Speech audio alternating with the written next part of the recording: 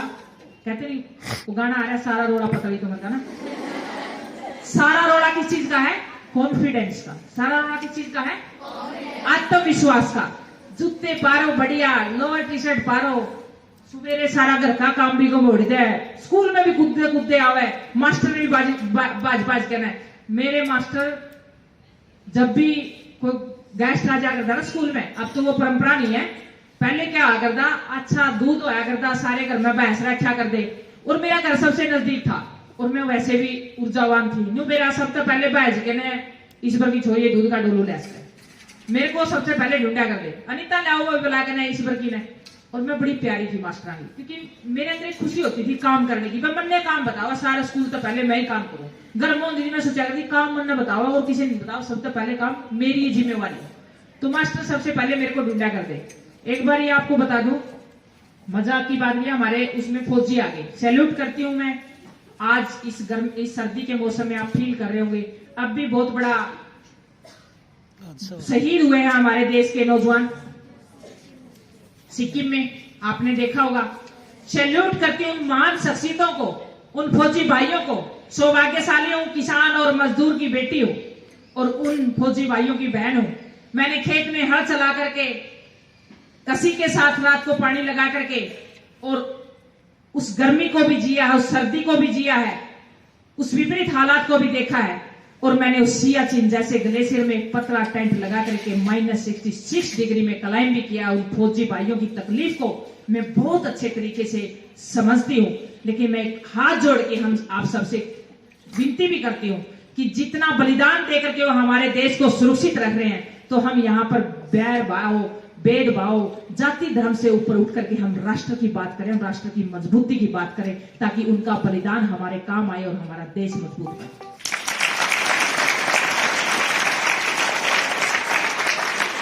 तो हमारे स्कूल में फौजियों का आना हुआ, ये नहीं मालूम मुझे किस उससे आए थे वो। और मेरी मास्टर जी बोले भाई अनीता को बुलाओ। मैं भागी गई, बोला बेटा एक दूध का डोलू लिया और एक दही का फौजी आ रहे हैं। मैं इतनी खुश, इतनी उत्साह से भरी हुई, और घर 2 डोलू रहे थे, गन्नू दूध के उतार ले, एक दही का भर ले। न्यू को मेरा था, मेरी माँ चाह बनाना खेतर करके जा रही, खेत में आई बेचारी काम करके ने, और देखा है कि ना घर सोचा भी एक बढ़िया चागा पीऊंगी, तो चाह बनाने लगी। देखा तो डोलू में कुछ नहीं, डोलू लेगी स्कूल में अनीता आई। मेरी माँ 2 मारे में बोली तेरे मास्टर बोले आसानी गेड़ के गए थे मास्टर। ये हमारा मास्टरों के प्रति प्रेम होता था। और अगले दिन सुबेरे भूल के ना थप्पड़ जूत लठ, मैं बोली मामा मास्टर दूध गाल दिया। और देखो माए अलग से दूध रखती थी मास्टरों के लिए। ये हमारा प्रेम टीचर के प्रति होता था, ये भाव होता था। और अब इतने पिटते थे मास्टरों पे भी, आपके तो डंडे लगे थे, हम भूल जाते थे मास्टर हमारे बूढ़े। हमारी एक मैडम आती थी बरवाड़ा से, मेरा गांव फरीदपुर पड़ता है, वो जब तक बस में चढ़ के ना इतना वह बस हमको दिखनी बंद नहीं हो जाएगा भी ना, तो इतना हम ना खड़े रहा करते, इतना सम्मान, इतने प्यार से। सुबह जब आती थी उससे पहले हम बस स्टैंड पे आ जाएगा, मैडम स्कूल तक लेके आ गए। ये सम्मान हमारे टीचरों का हमारी नजरों में था। टीचर से बड़ा कोई गुरु नहीं है।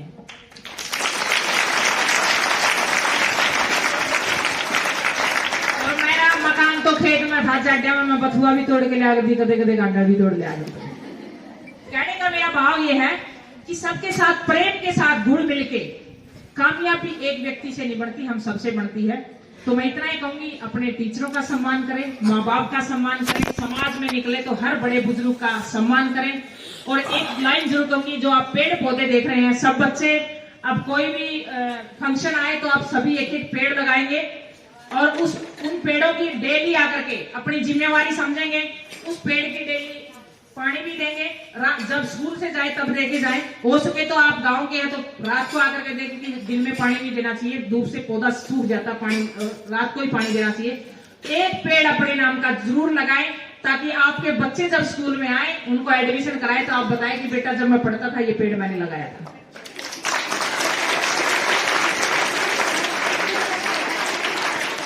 तो मैं आप सभी को इतना ही कहूंगी, और लड़कियों को ये कहूंगी कि आप अपने जीवन में छोटी छोटी गलतियां, अभी जो एज है आपकी, उसमें भटकाव आता है। मैं आपको एक ही बात कहूंगी, इससे समझना बेटा। सबसे बड़ी बात मैं बता दूंगी, माँ बाप कितना ही कड़वा बोले, टीचर कितना ही कड़वा बोले, सबसे बड़े हितैषी, सबसे ज्यादा प्यार करने वाले आपके पेरेंट्स होते हैं। कोई भी बाहर का व्यक्ति आपको बरगलाएगा, वो आपको नेगेटिव बोलेगा, वो आपको कुछ पल के लिए आपकी तरफ लेके आएगा, फिर आपका शोषण करेगा और आप इतने डिप्रेशन में चले जाओगे कि आपका आत्मविश्वास खत्म हो जाएगा और आपने अपने आप से गिल्टी हो जाएगी। मैं ये कहूंगी कि बाहर के व्यक्ति की अपेक्षा अगर आपके अंदर कोई भी ऐसा विचार है तो आप अपने टीचरों से शेयर करें, अपने माँ बाप से, चाहे वो कितना ही भी आपको कुछ कह दे, क्योंकि उसकी परिस्थिति को समझे। वो बेचारा मजदूरी करके आया है, वो खेत में से आया है, एक टाइम माँ ने डांट दी तो कोई बड़ी बात नहीं है। पेरेंट्स से बड़ा भगवान, टीचर से बड़ा भगवान कोई नहीं हो सकता जो आपके जीवन को सुधार सके। और मेरा नंबर नोट कर लीजिएगा, अगर किसी की कोई समस्या है, किसी के पेरेंट्स समझ नहीं पा रहे, तो आप उस नंबर पे मुझे बता दीजिएगा। मेरा मकसद यही है कि किसी बच्ची का जीवन बर्बाद ना हो, ताकि उसने जीवन में रोना पड़े, वो दुखी हो, उसने सुसाइड करना पड़े। तो मेरा नंबर आप वैसे तो गारंटी मारिएगा नहीं, अगर किसी की जेन्युइन समस्या है तो आप मैसेज छोड़ दीजिएगा। मैं बिल्कुल काउंसलिंग करूंगी, बात करूंगी। 9991099989 ये मेरा नंबर है। आप आवाज नहीं करेंगे, 9991099989। तो मैं आपको नोट करवा दूंगी, लेकिन जिस बच्चे की, क्योंकि कई बार क्या होता है, मैं पहले नहीं देती थी, मैं इसलिए दे देती हूँ, कई बच्चे शेयर नहीं कर पाते, वो अकेले में बात करते हैं, फिर उनके परिवार की काउंसलिंग या उनको समझाया जाता है तो बच्चा एक अच्छी दिशा में। मेरा सबसे बड़ी खुशी ये है कि यहाँ आने से अगर 2 बच्चे भी कामयाब हो गए तो मेरा यहाँ आना सफल है। आप अपनी लाइफ में खुश रहें, मस्त रहें, अच्छा खाए पिए, दूध दही की खाया करो, अच्छी खूब बढ़िया ड्रेस पहन के आया करो, मस्ती में रहा करो, पूरा दिन एंजॉय किया करो। और किसी भी बच्चे का कोई सवाल हो तो आप मेरे से बात कर सकते हैं, बता सकते हैं, अगर आपने कुछ पूछना तो।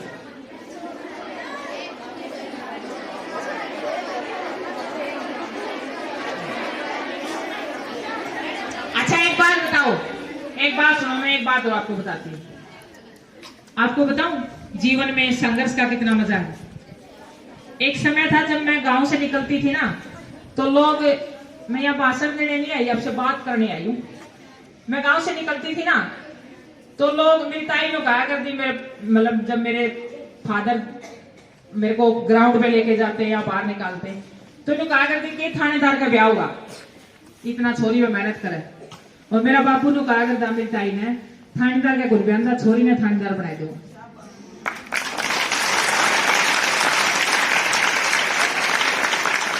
आज से 30 साल पहले ना लोअर थी ना टी शर्ट थी, सूट में निकलती थी लड़की, बड़ा लोगों की एक अलग निगाह होती थी। मैं तो धन्यवाद करती हूँ कि हमारे ऊपर पूरे समाज की निगाहें होती है, हम इतने जिम्मेवार पर्सन हैं, तो सबकी निगाहें होती थी कि बरेली कामयाब होगी, नहीं कामयाब होगी तो हम इसमें ताने देवांगे।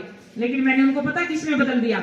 अब जब मैं गाँव में जाती हूँ ना, एक जमाना होता था जब सर लोग बैठे हैं, इनका बहुत स्वागत है, बटेऊ बन के जाकर देना, जब 100 10 20 रुपये दिया करती, उस टाइम तो 10 रुपये 100 के बराबर थे, और सारा काम दूध पे आ करता, फलाना का बटेऊ है, जमाई है, जमाई है, पूरा काम स्वागत करा करता।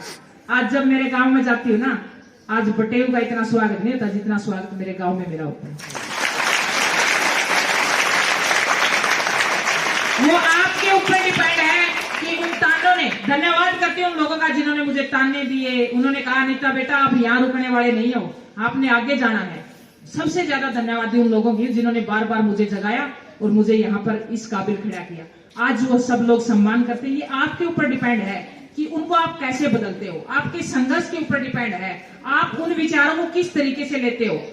आने दीजिए, जितने लोग चुनौतियां दे रहे हैं, जितने लोग आपको चैलेंज कर रहे हैं, वो आपको आगे ले जाने के लिए कर रहे हैं। तो मैं इतना ही कहूंगी मेरी छोटी बहनों को, मायूस मत होइए। आज आपकी परिस्थिति कैसी है, क्या हालात है, घर में खाने में है या ना है, आपके घर में आप किस जाति में जन्म लिया, किस धर्म में जन्म लिया, कोई मायने नहीं रखता। मायने ये रखता है कि आपका टारगेट क्या, आपका लक्ष्य क्या, आप जाना कहां चाहते हो।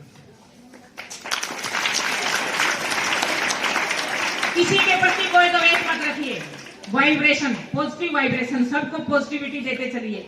परमात्मा, मेरी दादी एक बात कहा करती, कोई गाय भी बकता नहीं, नुगंदी भगवान तेरा भला कर।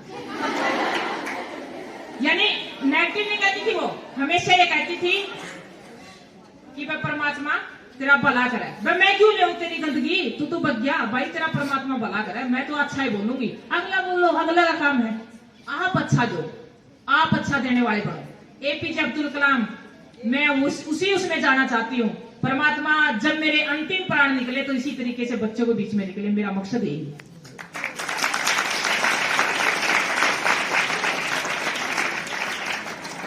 अगर किसी का सवाल हो तो पूछ सकते हैं। मैं दिल से धन्यवाद ये करूंगी कि मैंने जो बात कही वो सारी आपका समझ में आ गई। और मैंने मैडम इतना खूबसूरत, मैं बहुत स्कूल और यूनिवर्सिटी में गई हूँ, लेकिन जो ऊर्जा मैंने आपके बच्चों के चेहरे पे देखी है। आप क्या खिलाते हो सुबह सुबह आके, रचना मैडम क्या लेके आते हो?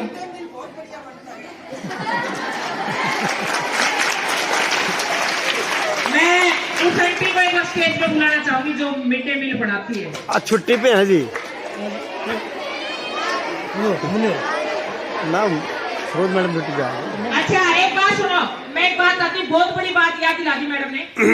खाने का इतना बड़ा रोल है, सही कह रहे मैडम। मिड डे मील, वो मिड डे मील नहीं है, आंटी उसको प्रसाद को, जब आंटी खाना बनाती है ना तो वो भजन करती है, वो परमात्मा से जुड़ती है, और उसी का परिणाम है कि आपके चेहरे को वो खुश होती है कि इतने बच्चे खाना खाएंगे। पहले हमारी माएं चूल्हे के पास बैठती थी ना। अगर आपने अच्छे व्यक्तित्व का निर्माण करना है तो खाने का बहुत बड़ा रोल है। पहले हमारी महिलाएं खाना बनाती थी ना, घर में काम करती थी, वो गीत गुनगुनाती थी सारा दिन, और उन गीतों को, वो अच्छे विचारों को उनमें पिरो देती थी, और इसीलिए एक अच्छे परिवार का निर्माण होता था, एक अच्छे देश का निर्माण होता था, एक अच्छे राष्ट्र का निर्माण होता था।